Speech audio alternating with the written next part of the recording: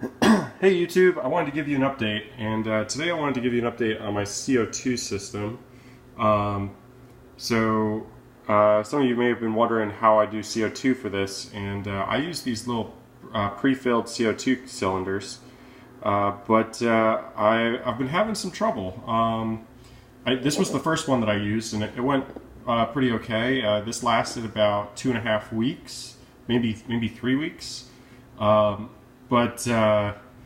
What happened was, well, these require an adapter for a normal paintball tank. So I actually have 2 adapters on my solenoid valve, which I'll hang on one second. I'll walk around so you can see it.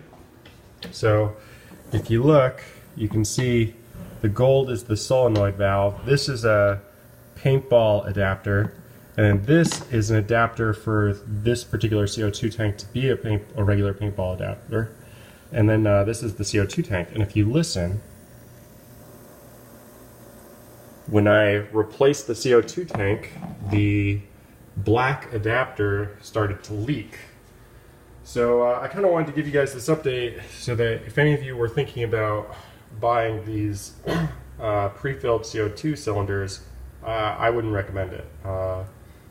It lasted exactly, the adapter lasted exactly 1 tank, and there's no way that that's reasonable. So I'm going to keep this running so that I have CO2. You can see that the CO2 is actually flowing. Let's see if I can focus a little bit.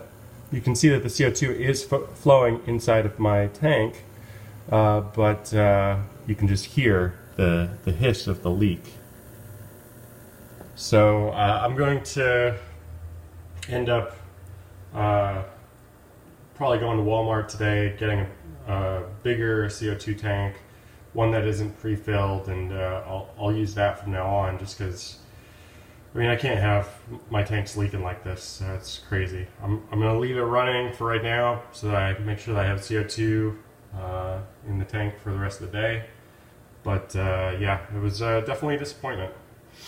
Besides that, you can see that the rosifolia, the AR, is still looking lush and red, and the red is starting to spread to the rest of the leaves. Pearlweed's still continuing to grow, and that driftwood still looks awesome.